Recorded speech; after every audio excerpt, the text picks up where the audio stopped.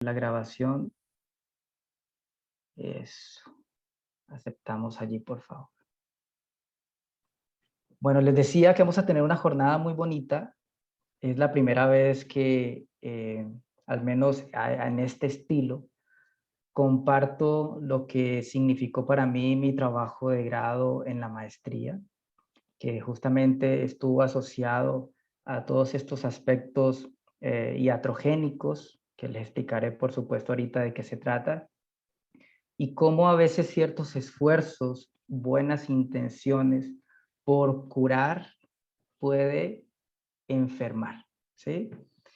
Fue una maestría muy existencialista, mirando mucho de la relación terapéutica entre los procesos terapéuticos dentro de un caso que atendí y que por supuesto con base en eso hice esta investigación. Vamos a tener 3 jornadas, un martes cada 15 días. Esta arranca con estos aspectos de cuando los intentos de curar enferman. La siguiente estará asociada al terreno de la relación terapéutica en los procesos de transformación, que como veremos en breve, es la garantía, probablemente la garantía de que estas situaciones de enfermar en medio de un proceso terapéutico puedan ser minimizadas. Y después estaremos con el terreno de algo que parece, a veces puede sonar abrumador, pero también es bastante interesante, y es cómo concebimos el sufrimiento en los procesos de transformación.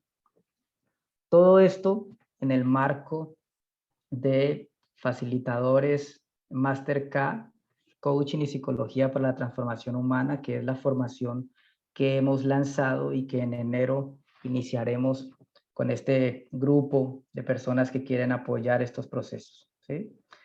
María Isabel, qué bueno verte. Un saludito. Bueno, entonces voy a compartirles unas diapositivitas que les he traído. Mi intención es que este sea un espacio que podamos co-construir, que no sea, por supuesto, ni un monólogo ni una cátedra de conceptos, seguramente alrededor de lo iatrogénico, que suena bastante como complejo, sino que podamos construir de acuerdo a sus experiencias, a sus inquietudes. Muchos de ustedes ya son terapeutas, ya son coach, ya son psicólogos, y eso seguramente nos dará la oportunidad de traer a este espacio preguntas, inquietudes y especialmente experiencias que nutran al terreno de la transformación. ¿Bien? Entonces vamos a arrancar con una pregunta esencial, y es, ¿qué busca una persona cuando va a un proceso terapéutico? ¿Qué busca una persona cuando va a un coach, un terapeuta? ¿Qué busca? ¿Quién se anima? Marta. Buenas noches primero, ¿no? Gracias, Alexander, por el espacio. Pues lo primero que busca es como una mano amiga, como esa voz, ese puente que le pueda servir de herramienta para llegar a un resultado que todavía por sus propios medios no logra ver. Muy bien. Alejandra. ¿Cómo están? Buenas noches para todos. Yo creo que buscaba muchas cosas de acuerdo al ser en particular, pero si algo he como notado como un común denominador es que buscan no ser juzgados. Es como Ok, uno de los más importantes que he identificado. muy bien. En mi experiencia, una persona llega a un proceso terapéutico o un proceso de coaching para crecer. Quiere pasar de una situación a una situación B, ¿sí? Hacer un proceso para seguramente crecer, seguramente para hacer una mejor versión de sí mismos, seguramente para trascender sufrimientos, ¿por qué no traumas? O en su defecto alcanzar niveles de conciencia o niveles de desarrollo más amplios.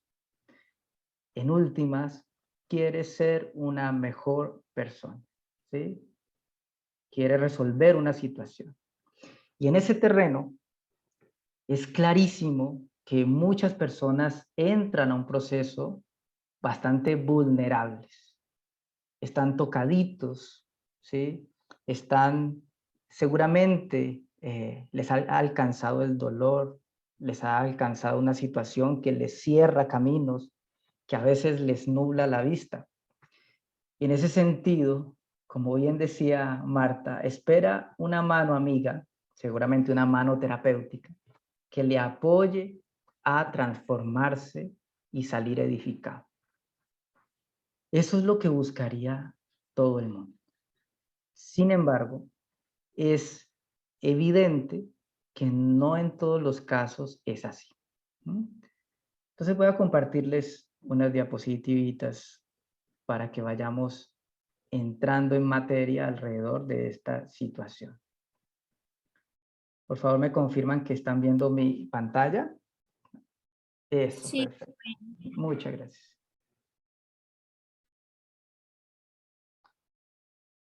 Ok, ¿qué busca una persona cuando va a un proceso de coaching, un proceso terapéutico? Seguramente transformarse. Podríamos decir que algo realmente clave es que alguien va a reflexionar sobre su propia existencia. Esto quiere decir que quizás va a transitar situaciones complejas de sus reflexiones para recobrar un buen vivir, ¿sí? Un proceso de iatrogenia, como lo explicaré en un momento, es ir por esto y, en palabras coloquiales, salir peor. Imagínense esa escena. Voy a un proceso terapéutico para estar mejor y salgo peor de como llegué. ¿Sí? No es una escena bella, es una escena fuerte y es una escena donde, en este caso, los terapeutas ponen el aspecto iatrogénico, o sea, ponen la complejidad. Voy a ponerlo en palabras un poquito fuertes. Pone el mal mayor. ¿Sí? Ya veremos por qué. Irving Yalom, que es un gran terapeuta existencialista, decía que lo que cura en un proceso terapéutico es la relación. Cuando el consultante, o como le llamemos, cliente, paciente, llega a un proceso de transformación, esa relación que hay entre el terapeuta, que como bien decía Alejandra, se espera que no le juzgue, que pueda esa persona ser transparente ante el terapeuta, que pueda ser genuino ante el terapeuta y el terapeuta le reciba con todo lo que eso significa. Eso es lo que cura, dice Irving Yalom. Más allá de las técnicas que son importantes, más allá del proceso, de la narración de lo que ha sucedido, lo que cura es la relación. Porque en ese proceso de transformación humana, el terapeuta representa el mundo para él o para ella. Recordemos que los terapeutas y los coaches tienen muchos consultantes, tienen muchos coaches, pero esa persona que está ahí en proceso solo tiene un terapeuta. A ver, voy a admitir aquí a Marta, a Adriana, que están aquí esperando. Perfecto. Eso que dice Yalom es lindo, sin embargo, también es importante decir que si no hacemos de la relación terapéutica algo realmente bien tratado, si no utilizamos las herramientas psicológicas de la forma correcta, si no usamos nuestra experiencia y especialmente nuestra humanidad en beneficio del consultante, la relación también puede dañar. Una relación no cuidada también puede dañar. ¿Sí? Dicen algunos textos que el que busca un bienestar, el consultante, bueno, esto es lo que acabo de decir, básicamente que es el terapeuta el que pone el proceso iatrogénico, es el que hizo algo errado o fue el que puso algo inadecuado, ¿sí? Dicen algunos textos que aproximadamente entre el 5 y el 10% de los pacientes pueden presentar situaciones iatrogénicas después de un proceso terapéutico. El 10%, esto es altísimo. O sea, gente que viene para ayudarse a sanar y salen peor, ¿no? Más o menos entre el 40 y el 70 obtienen resultados satisfactorios, o sea, salen muy bien, salen con algún elemento, se llevan, crecen, y entre más o menos el 30% presentan resultados pobres o nulos. Significa que pagaron, invirtieron un tiempo, confiaron en un proceso y se llevan muy poco del proceso terapéutico. Por supuesto, esto tiene una cuota de responsabilidad del propio consultante que probablemente a veces va como un turismo a sus procesos terapéuticos, pero no se hace cargo realmente de lo que debe hacerse cargo. Pero en este caso vamos a poner el foco en nosotros. ¿Qué es lo que hacemos o dejamos de hacer que estos datos, estas estadísticas nos muestran? Hay un autor que ustedes me han escuchado mentar muchísimo, que es Viktor Frankl, y él hace una definición de las neurosis diatrógenas. ¿Sí? Neurosis diatrógena es todo aquello que emerge dentro del proceso terapéutico para mal del consultante. Él lo define así. Las neurosis diatrógenas forman un subgrupo de las neurosis reactivas. Llamamos neurosis diatrógenas a aquellos estados morbosos, preferentemente neuróticos, en los que posteriormente se comprueba que el médico, en este caso el terapeuta, ha puesto el factor patógeno. Hablemoslo en palabras más cotidianas, ¿sí? Empezamos a ver otros síntomas distintos con los que llegó el consultante. Vino con una situación y salió con otros síntomas adicionales, ¿sí? Lo cual, a mi juicio, y seguramente el juicio de la mayoría de los que estamos acá, desafortunado. Es importante hacer una aclaración, y es que, por supuesto que es muy, muy difícil pensar que un terapeuta dice, bueno, vamos a dañar a estas personas hoy, ¿sí? Es muy difícil pensar que nosotros, que nos hemos dedicado años a prepararnos a estos procesos, tengamos la intención de dañar al otro, ¿sí?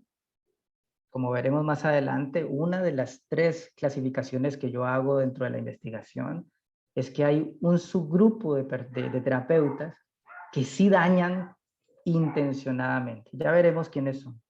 Pero la gran mayoría trabaja desde sus mejores intenciones. Muchos de nosotros creemos, tenemos certeza de que esta es nuestra misión de vida, acompañar a la transformación de las personas, ¿sí? Muchos consideramos esta nuestro sentido de vida o nuestro propósito superior. Entonces es difícil, la verdad, que nosotros hagamos un daño a conciencia.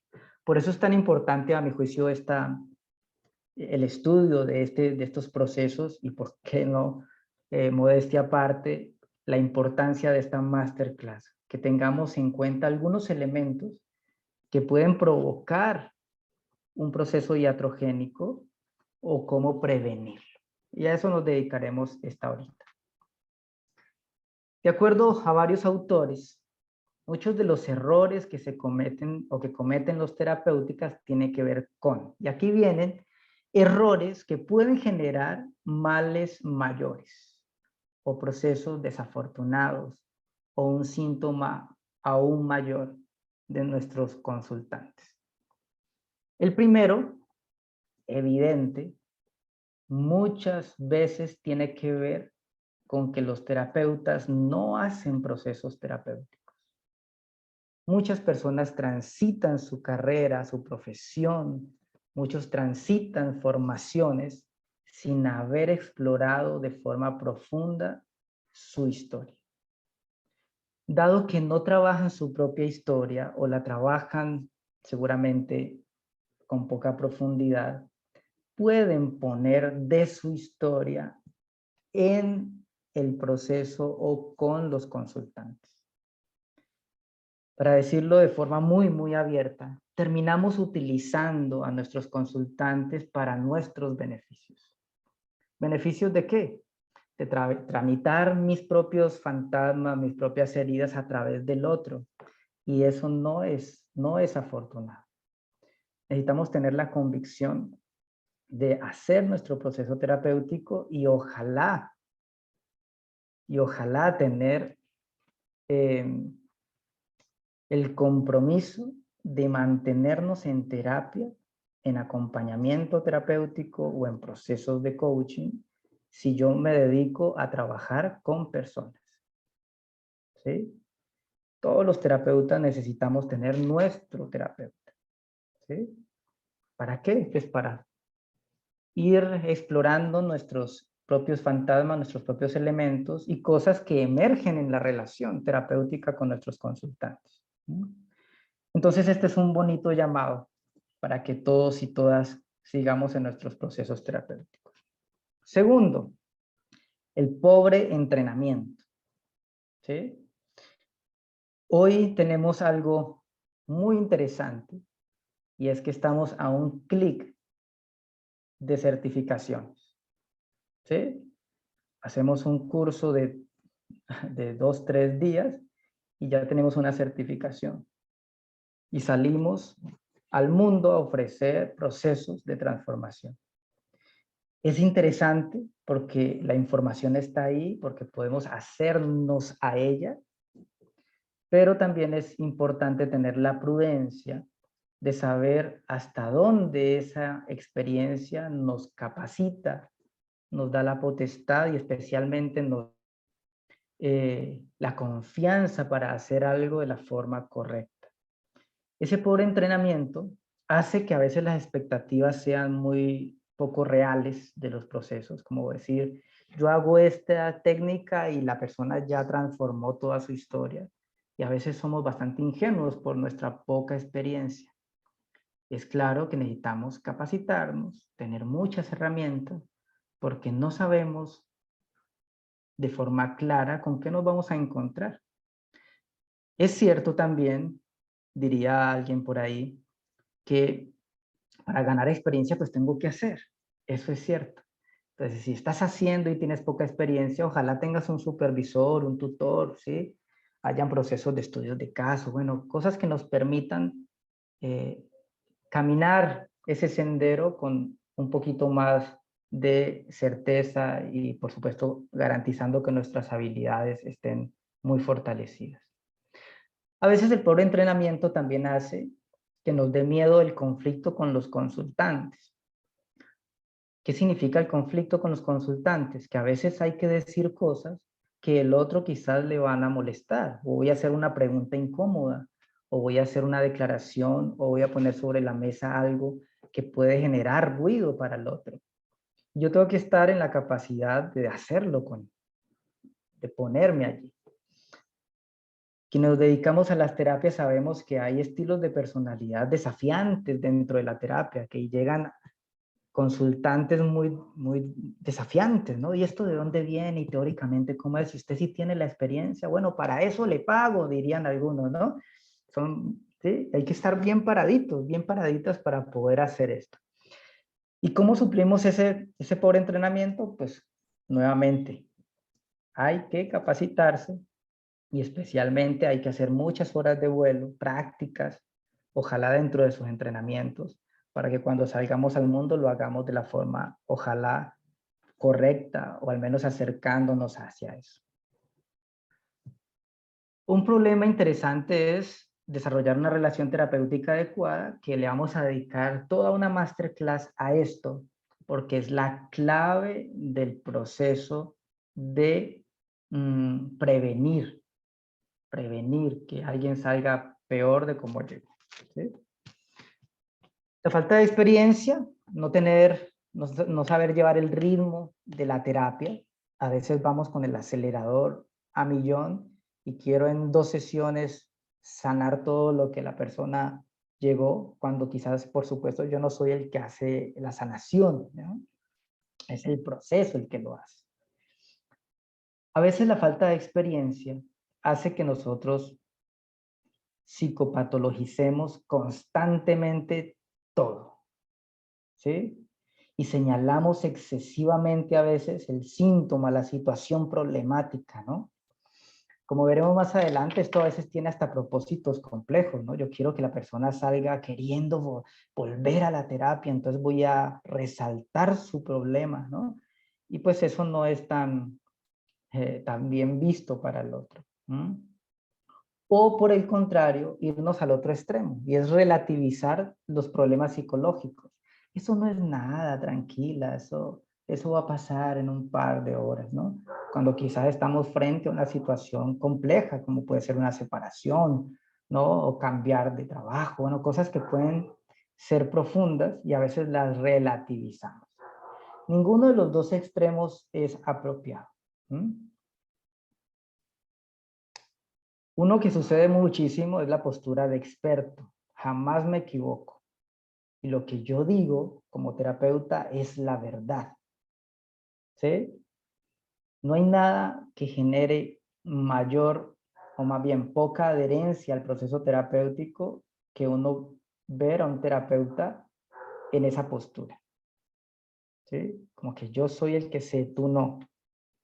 ¿Sí? Tú no puedes sola, le decían a una consultante alguna vez, ¿no? Ella dice, esto me dijo un terapeuta, tú no puedes sola, debes venir acá, tienes que estar conmigo, ¿no? Como que tratando de que haya una adherencia forzada, y la adherencia, como veremos, nace de una relación terapéutica adecuada. Vamos a mirar los tres,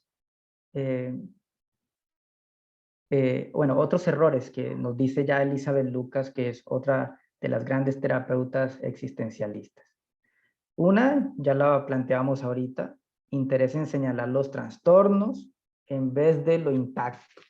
En palabras más sencillas, señalar lo complejo en vez de señalar la luz, sanar lo sano, ¿sí? Del consultante.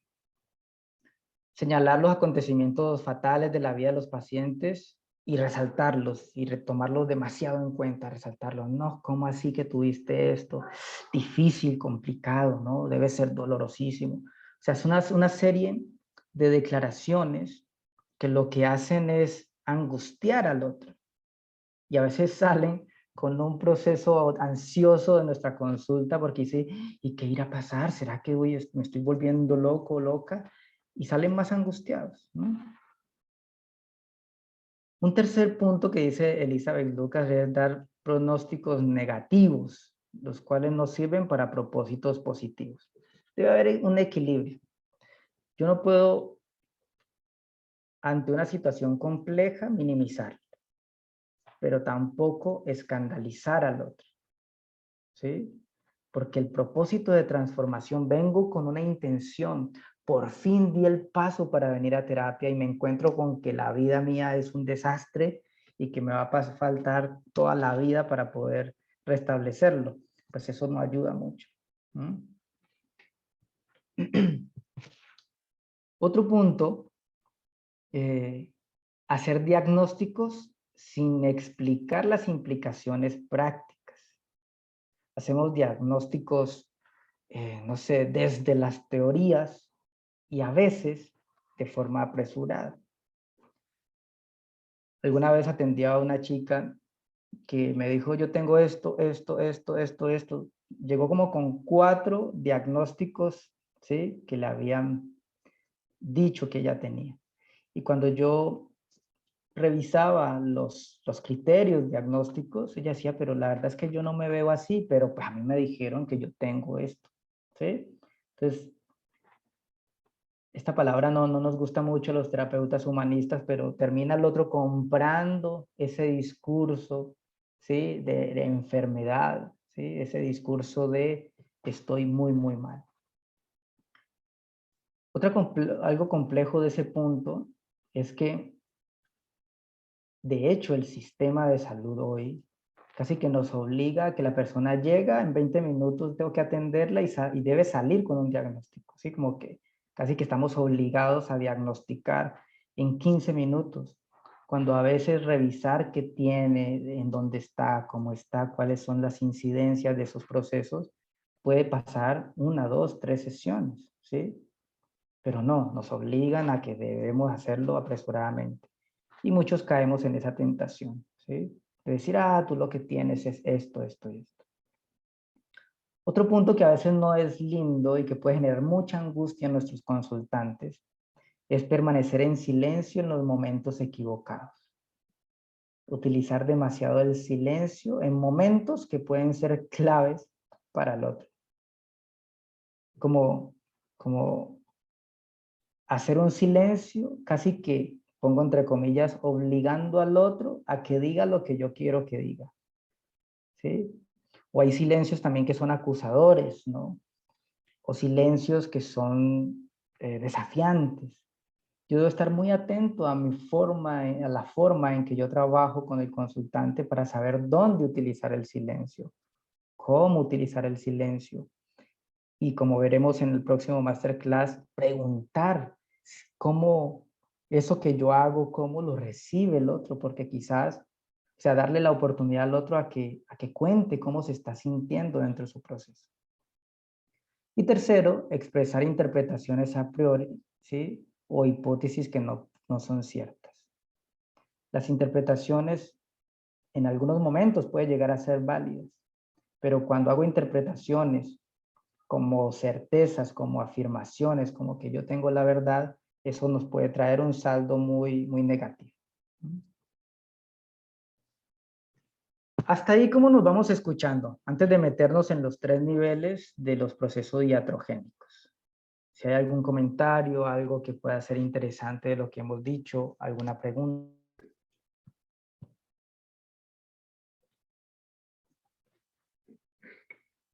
¿Está claro todo? Por acá me dicen que sí. Entonces vamos a avanzar. ¿Bien?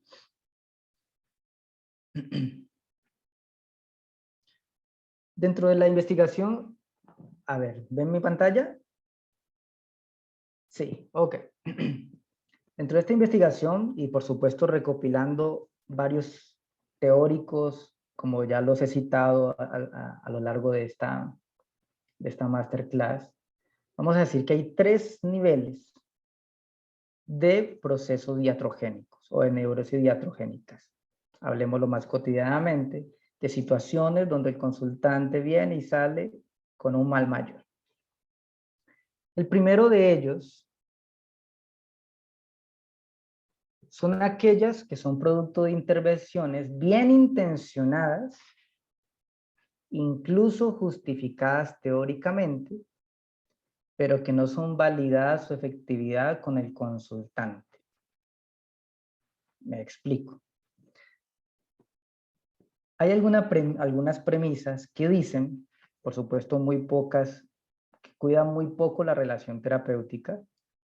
Son premisas que dicen, la técnica se hace así, independientemente del consultante, independientemente del terapeuta. Se hace así. O sea, las metodologías, las intervenciones se hacen así. A, B, C, y se hacen sí o sí. Y eso no es tan cierto. Hay técnicas que funcionan muy bien para unas personas. Hay metodologías que funcionan muy bien con ciertas personalidades y son desafortunadas para otros.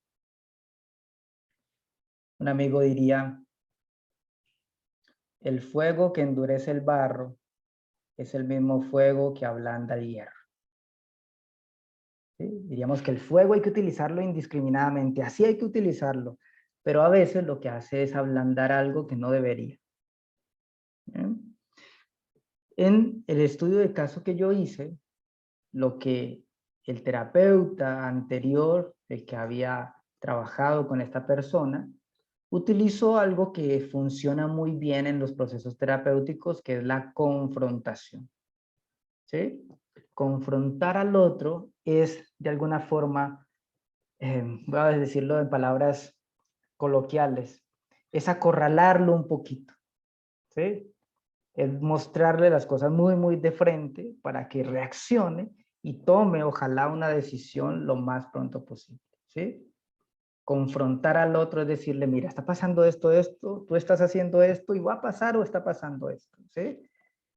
Y en algunos casos funciona muy bien, pero en otros, esa palabra que utilicé yo de sentirse acorralado puede generar una angustia tan grande que lo que termina es lacerando la integridad, la identidad en algunos casos y el autoestima del consultante.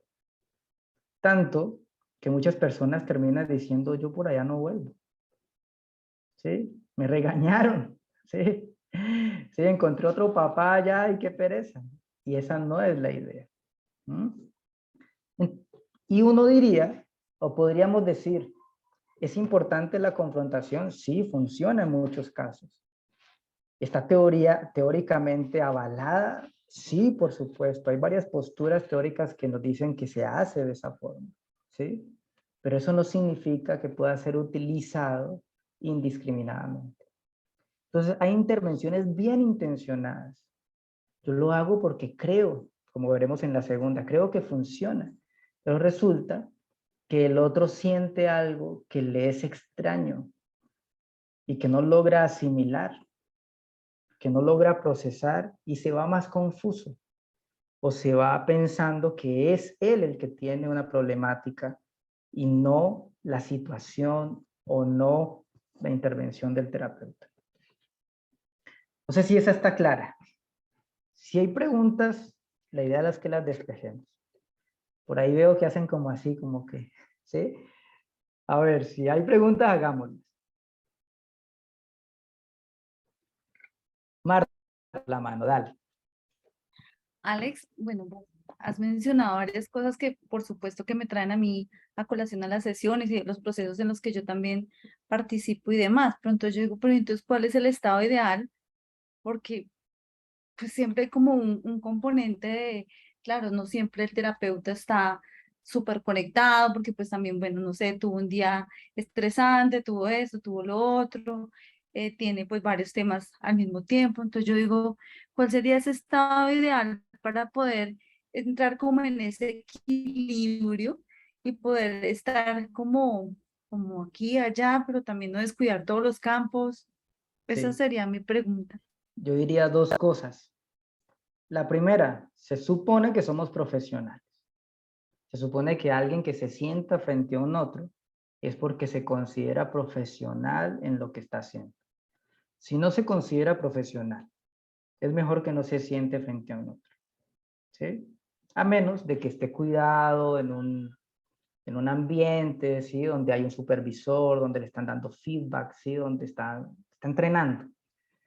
Pero, pues, si tú eres profesional, más allá de las situaciones problemáticas que tengas, pues tendrás que hacerte cargo de eso, ir a tu proceso terapéutico, lo que sea, para poder sentarte frente a alguien.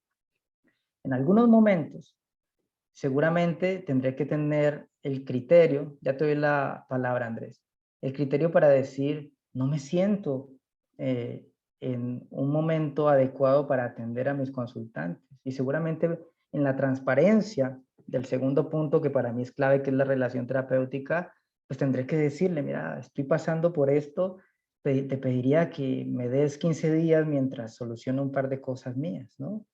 Y que la relación, el segundo punto, la relación terapéutica esté tan cuidada, que minimicemos esto. Ojo, digo minimicemos. Yo no voy a decir que esto va a salir 100%. A veces tratamos de hacerlo lo mejor posible y aparece algo que no gustó, se sonó mal, y eso puede pasar. Tampoco nos vamos a escandalizar por eso. Pero trataremos de que se minimice al máximo esa situación, ¿sí? Entonces, no sé si haya un ideal, pero sí hay un encuadre en el proceso que debe o que debemos poner al servicio de las personas. Es como hoy, a mí A mí hay gente que me dice, pero decime algo vos que sos psicólogo. Y yo me quedo callado, me río porque no es el contexto, ni estoy siendo psicólogo allí, porque quizás digo algo fuera de contexto que no voy a poder sostener, porque no soy el terapeuta ahí, ¿sí? Entonces es cuidar al otro, incluso con mis silencios, ¿no? A veces ser prudente es mejor que ir y apresurarme a algo. Yo he tenido personas que me escriben, ¿sí? Por Messenger, pero dígame si esto es tal cosa. Y digo, no tengo ni idea, yo por Messenger no hago estas cosas, ¿sí? Pero hay gente que sí lo hace. ¿No? Andrés, tú levantaste la mano. Espero haberte contestado, Marta, ¿sí? Andrés, Hola, buenas noches. ¿Me escuchan? buenas, te escuchamos. Profe, es que yo tenía una dudita allí cuando yo estaba en la universidad. Yo recuerdo, es que no me acuerdo muy bien el autor, pero me parece que era Rogers, creo, si mal no ¿Ya? recuerdo. Él hablaba de que a él no le importaba realmente cómo el paciente o lo que le contara el paciente. Me explico. Él decía que si un paciente le mentía y él tenía que trabajar con esa mentira, pues no era problema de la persona, pues no se va a curar y ya está, ¿cierto? Entonces, no recuerdo si era el autor, realmente si era él, pero era algo así. Entonces, yo me pregunto muchas veces con lo que usted dijo, que muchas veces el afrontar a esa persona pues, es conveniente o no. Muchas veces puede ser también, pues, si usted dice, ah, yo lo tengo que Confronta. ahora que de pronto pues ya dependerá de ti descansar un rato o ya mirar qué hacer, ¿no? Entonces mi pregunta allí es si muchas veces uno trata de trabajar 100% con lo que el paciente le diga y si el afrontarlo, decirle, no, es que vos me estás mintiendo, ¿cómo uno trabajaría muy bien allí? ¿Sí? No sé si Ya, me hago explicar. te entiendo, pero Andrés. A ver, el primer punto es que yo no sé si sucedieron o no las cosas que mi consultante dice. Se supone que mi consultante viene al proceso terapéutico porque quiere un proceso de transformación. Lo que sí es cierto es que eso que me dice en ese momento es la realidad para el otro. Quizás se está mintiendo, quizás está tratando de quedar muy bien con el terapeuta, quizás todo eso está pasando, pero ese entramado es la realidad del consultante en ese momento. Entonces yo trabajo con su realidad, con lo que trae. Mi profesionalismo tendrá que llevarme a poder estar tan presente que un día le diga, Andrés, me estás diciendo esto, pero ahora 8 días me dijiste esto. ¿Cómo es eso? Y el otro dirá, uy, estoy contradiciéndome. Ah, ¿y eso qué significa? O sea, yo no le voy a decir, tú eres un mentiroso desgraciado que estás tomándome el pelo que no tengo, ¿sí? No, pues no le voy Pero, a decir eso, pero profe, sí le pero diré, mira, estás diciendo esto, está pasando eso, dices esto, pero haces esto. ¿Cómo lo ves? Al menos esa es la postura de los psicólogos humanistas o existencialistas. Esa es la forma de nosotros confrontar. Le ponemos al frente de él sus propios elementos, ¿sí? Y quizás, si tenemos una relación terapéutica suficientemente fuerte, yo pueda decir, mira, lo que estoy sintiendo, lo que llamamos autorrevelaciones, lo que estoy sintiendo es como si me estuvieras mintiendo. Y quisiera saber si ese sentir que me está pasando, aconteciendo, es certero o no. Y el otro tendrá la oportunidad de decir lo que tenga que decir. Si finalmente me dicen, no, esa es mi realidad, yo trabajo con su realidad. No sé si me hago entender, no sé si es claro lo que estamos diciendo acá. ¿Sí? sí, ¿Andrés? sí, profe, sí. Súper, súper. Katy, bienvenida. Hola Alex, bonita noche Bonita a noche todos. para ti. Mira que me causó curiosidad lo que decías de cuando uno le preguntan amigos o familiares, bueno, ¿no? Yo todavía no sé muy bien cómo manejar como ese tipo de cosas y lo que decías de guardar silencio, como que a veces no me funciona mucho porque es como que, pero pues sí, ¿no? Como contanos de tú sabes. Ajá, no se haga la loca, usted sabe. No sé si me puedes guiar otro poquito en ese sentido, te agradezco mucho. A ver, te voy a contar mi perspectiva que no tiene que ser la realidad, no tiene que ser lo que hay que hacer, ¿sí? El primer punto es que yo no puedo ser psicólogo siempre. Yo a veces quiero decir un par de tonterías. Yo a veces quiero salir con cualquier, decimos acá, tochería, ¿no? Una vaina ahí, ¿sí? Quiero ser lo más inauténtico posible en ese espacio. Quiero quitarme esa investidura de sujeto de supuesto saber, diría por ahí Lacan, ¿no? No quiero ser psicólogo siempre. ¿Bien? Y si alguien quiere que yo le diga algo desde lo psicológico, pues debe venir a mi consulta. ¿Sí? Ah, pero resulta que es un amigo. Ese amigo no va a venir a mi consulta. Entonces yo diré lo que quiera decir como amigo. Como amigo, que tiene un conocimiento psicológico, por supuesto. ¿Sí? Pero hay cosas que no podré decir porque implicará entrar a una profundidad donde yo como amigo no voy a entrar. Porque no puedo entrar, porque sería irresponsable entrar. Y ahí tenemos que encontrar un equilibrio. Daré una opinión, ahí me daré una licencia de dar algún consejo, pero eso va a ir a una profundidad donde yo no debo entrar, porque no soy el psicólogo. Y es ahí donde yo les digo, ¿sabes qué consejo te voy a dar? Ve al psicólogo. ¿Sí? Y termino redondeando esa frase con eso, porque no debo entrar más allá, porque no puedo hacerme responsable de algo que en ese contexto no puedo ser responsable. Pero está lindo de vez en cuando aprovechar uno algo de lo que conoce y dar un consejo, pero saber que eso tiene un límite, ¿sí? Porque los amigos a veces decimos cualquier barbaridad, hágale, no importa, hacele, ¿sí? Pero el psicólogo quizás no diría eso. El psicólogo, el coach diría, vení, revisémoslo, cuáles son las variables tal, que esto qué podría pasar. Bueno, nos meteríamos en otros linderos que quizás no es mi competencia, ¿vale? Vale. Bueno, necesito avanzar porque todavía nos faltan algunos elementos. ¿Eh? Vamos a continuar acá. El segundo punto son aquellas, bueno, se vinieron los dos de una. Aquellos que son producto de intervenciones, técnicas o declaraciones que no son pertinentes, pero que el terapeuta considera que sí.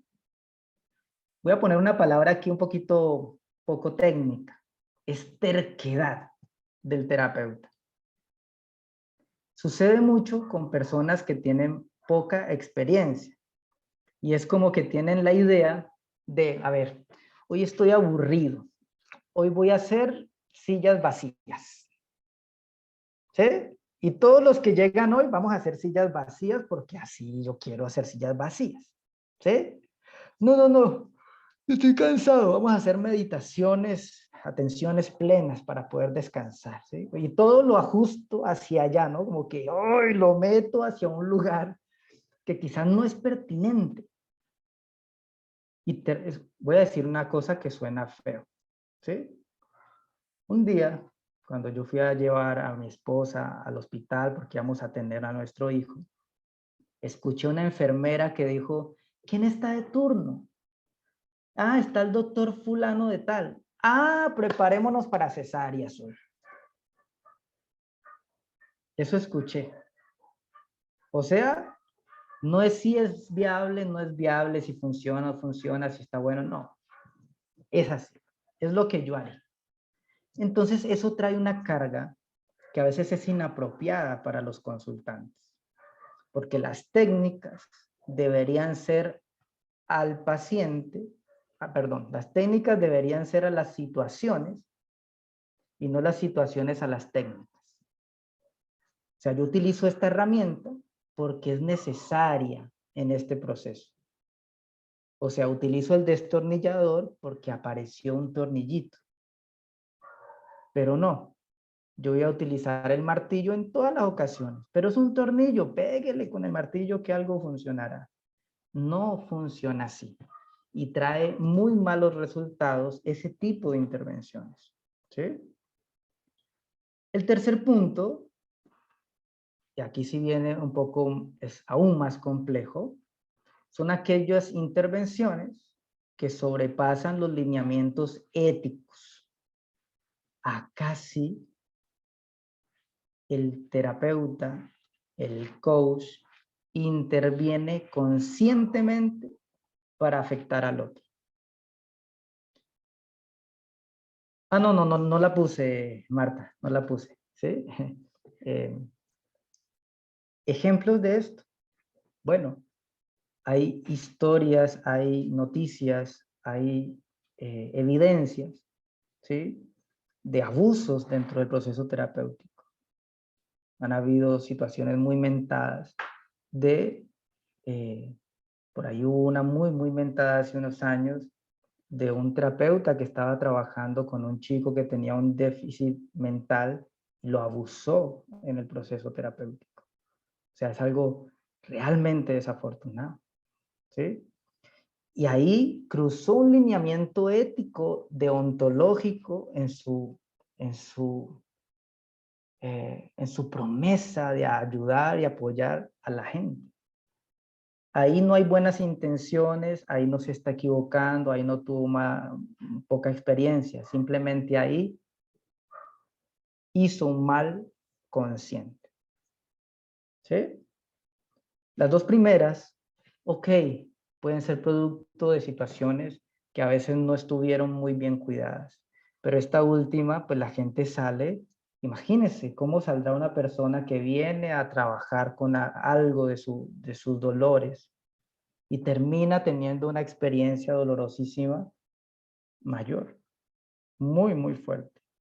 Menos para mí suena muy fuerte. ¿Sí? Con este marco, les voy a invitar entonces a que nos metamos en la prevención. ¿Cómo prevenir? ¿Qué es lo que deberíamos intentar hacer para prevenir estas situaciones? Y que así podamos redondear esta masterclass. ¿Eh? Por supuesto, si hay preguntas, inquietudes, levantamos la manita. ¿Cómo prevenir situaciones o males mayores? Bueno, arranquemos con una cita un poco coloquial de Frank, que dice, una buena forma de prevenir esto es saber callar, ¿sí? A veces hay que callarse, ser capaz de cerrar la boca, decía Fran así de forma enérgica. Hay veces hay que ser prudentes, a veces yo veo algo que quizás el consultante le cuesta ver. Y el hecho de que yo se lo diga de forma apresurada no va a hacer que el otro lo tome o lo interiorice. Quizás lo que voy a hacer es apresurar o quitar la posibilidad de que el otro descubra su proceso de forma real. Yo siempre doy este ejemplo muy cotidiano. Una cosa es decirle al niño, ojalá que no me equivoque, ¿sí? El verde es producto de revolver ¿cuál es? El amarillo y el azul. Y aquí me sapearon, ¿sí? Si revuelves el amarillo y el azul, tienes el verde. ¿Y el niño qué hace? Revuelve el amarillo y el azul y aparece el verde. Ah, ok, verde. Distinto es si yo le ofrezco un proceso, una experiencia donde el otro, un día de tanto jugar, dice, creé un nuevo color, ¿sí? Y eso quizás sí haga especial el proceso. Por eso, Fran decía, no realices diagnósticos apresurados, porque eso puede generar un mal mayor, ¿sí? Puede traer situaciones complejas.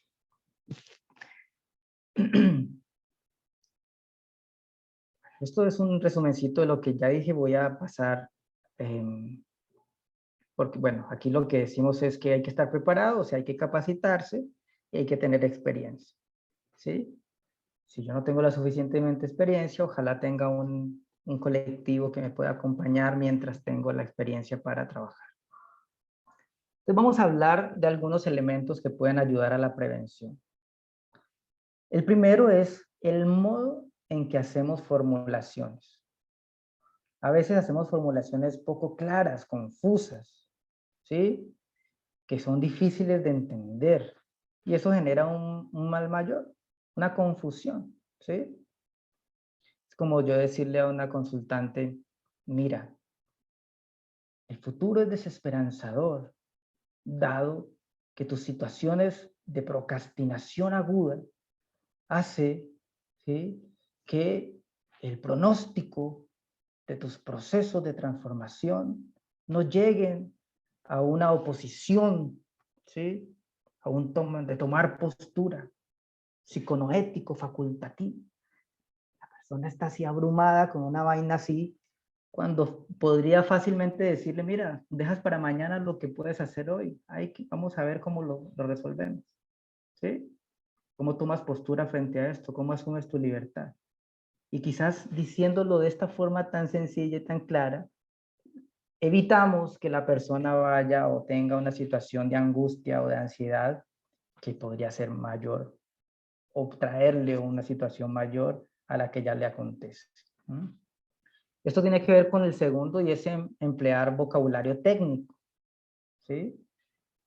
Y a veces yo hablo en este vocabulario muy técnico como para que la persona se vaya con una impresión de, uy, cuán sabio es esta persona, ¿sí? Cuando quizás lo que necesito es facilitarle, ¿sí?, a que la persona comprenda su situación, porque es ella la que le está sucediendo y es ella la que tendrá que hacerse cargo. Entonces, apoyar esto.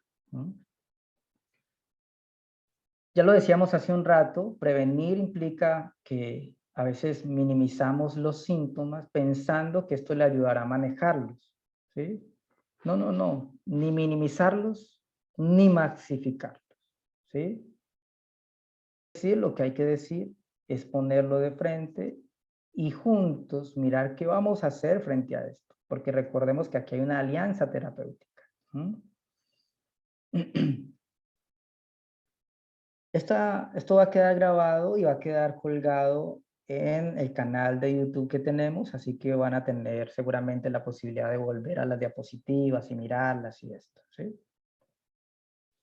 El manejo de los silencios, ya lo dijimos, ¿sí? A veces subjetivamente el silencio nos ayuda a abrir espacios, a mirar consideraciones, pero a veces también agudiza la experiencia a veces de angustia del otro. Tanto que le obligamos a veces a decir con el silencio lo que no, o lo que queremos escuchar. Podríamos decir que la antítesis de esto es poner palabras en la boca de nuestro consultante, ¿sí? A veces nos apresuramos, no tenemos el timing. El consultante está diciendo, la verdad es que esta situación es un poquito, y el terapeuta, abrumadora. Sí, eso era lo que yo iba a decir, abrumadora. Y quizás me iba a decir otra cosa, que tenía un significado y un significante distinto, y yo completo, me apresuro, ¿sí? Pongo mi saber ahí o mi experiencia cuando quizás no es lo que la persona quería decir. Otro punto importante en la prevención es respetar la palabra del consultante, aun cuando él mismo no diga lo que el terapeuta quiere escuchar, ¿sí? A veces uno hace una declaración y el consultante dice, no es eso lo que yo quiero decir. Y eso es valiosísimo. Necesitamos tomar esto como que tiene la confianza conmigo como su terapeuta para poder decirme, no es eso lo que yo quise decir. Pero a veces lo tomamos es como que estoy desacertando, me estoy equivocando, no estoy haciendo lo suficiente y no es así. Qué bueno que en una relación terapéutica podamos decir, Alexander, eso no es lo que yo quiero decir, no es eso lo que yo quiero hacer. Está buenísimo. Algo muy importante, nada de terapéutica a toda prisa, ni de tratamientos innecesarios. ¿sí?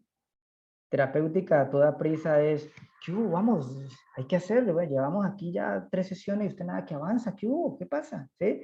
Pues eso no ayuda mucho, porque si la persona lo supiera qué tiene que hacer o qué debe hacer, pues ya lo habría hecho, ¿sí? Si tuviera el discernimiento para tomar sus decisiones, ya lo habría hecho. Necesita su tiempo, ¿sí? Yo soy una persona muy acelerada, ¿sí? Yo, como persona. Y tengo que aprender a ir a un ritmo distinto con mis consultantes. Puedo dar un ejemplo de esto. Es como querer que una persona encuentre el sentido cuando acaba de morir un ser querido. Yo le digo a una persona que está en un proceso de duelo, ¿no? ¿Esto tiene algún sentido segurísimo para ti? Pues casi que escapo de que me puteen en ese momento. La persona está en un dolor, no logra ver sentido de ninguna clase. Está en otro momento, ¿sí? Entonces yo tengo que ir con la persona, en el timing de la persona. Y por el contrario, pues nada de tratamientos innecesarios, ¿sí? Es como que yo llevo, voy a hacer una comparación tontísima, pero lo voy a hacer, ¿no? Es como que yo llevo a mi perrita al veterinario para que le pongan la pastillita de las pulgas y salgo de allá con exámenes, ecografías, ¿sí? Salgo con un poco de vainas y pero yo ¿por qué salí con toda esta vaina si yo lo iba era por esto, ¿no? A veces hacemos tratamientos que son innecesarios para los procesos. Lo que hacemos es hurgar en situaciones que quizás no son necesarios hurgar. Una relación terapéutica distante, dentro de 15 días hablaremos bastante de esto, así que voy a saltarme este pedacito. Discreción en emitir comentarios que rebasan tu saber. Esto es bien importante. A veces la persona trae a colación alguna situación de un dominio distinto al que yo manejo, que es el proceso terapéutico, y me atrevo a decir cosas que quizás no tengo la experiencia ni el saber. A veces hago juicios que superan mi capacidad como terapeuta, ¿sí? No soy médico, no soy nutricionista, ¿sí? No soy deportólogo, ¿sí? En su defecto tendré que trabajar de forma mancomunada con otras disciplinas, pero a veces sobrepasar esto puede ser desacertado.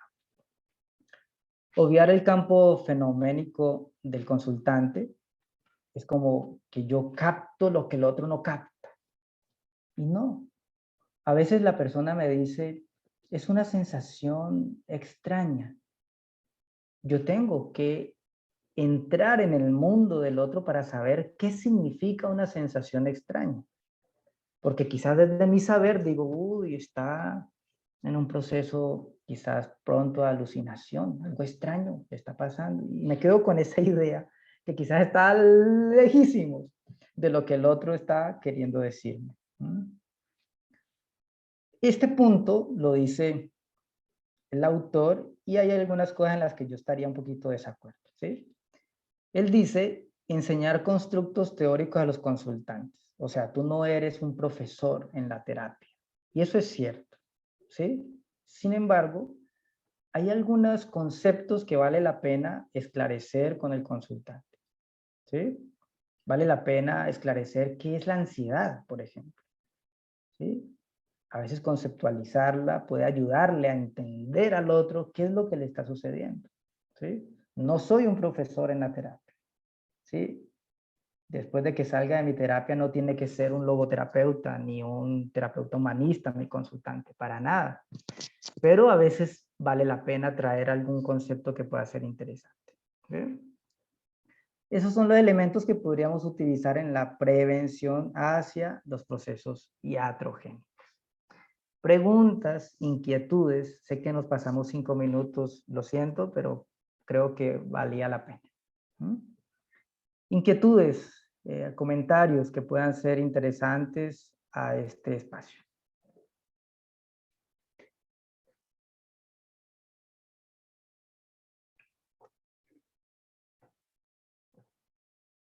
¿Nadie? ¿ok? ¿Qué significa el silencio de los que están participando? Sí. Bien, para nosotros un honor, la verdad, compartir estos espacios. Quienes estén interesados en la temática de estos aspectos de neurosis diatrógenas, producto de esta investigación, escribí un artículo de investigación donde está todo el proceso de lo que hice, cómo lo hice. Por supuesto están estos elementos. Si alguien está interesado, con todo gusto se los podemos enviar o mandar. ¿Bien? La idea es que dentro de 15 días nos metamos a la misma hora y que podamos trabajar qué es eso de construir una relación terapéutica adecuada, lo más nutrida posible y lo más cuidada posible, porque hay algo que quizás no está dicho o no se dijo acá, y es que un proceso mal hecho no solamente lacera al consultante.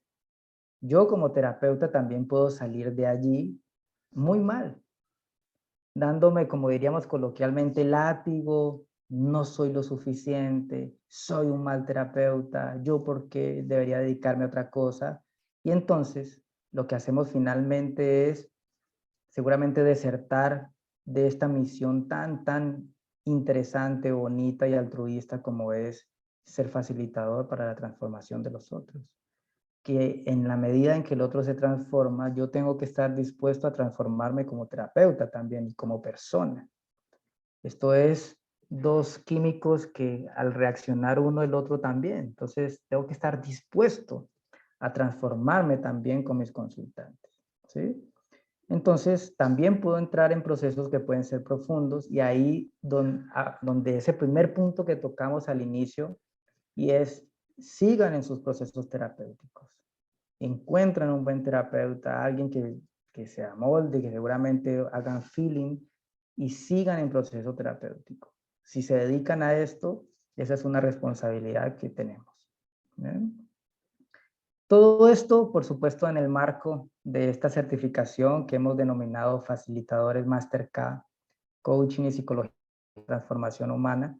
Arrancamos en enero. Quienes estén interesados, por supuesto, les mandamos información y que, bueno, nos sumemos muchos de nosotros a esta linda labor que es ser coach o terapeuta para que este mundo sea lo mejor posible. Mi saludo especial para todos, a mi partner Víctor que está por allí, ¿sí? Janine, Alejandra, Marta, bueno, todos los que se sumaron, Adriana, Claudia, gracias por estar. Qué bonito eso, dice por ahí, gracias, Alex. Lisney, bueno, vamos a colgar seguramente mañana, pasado mañana, en nuestro canal de YouTube, por si quieren darle una repasadita, mirar alguna diapositiva que pueda servir.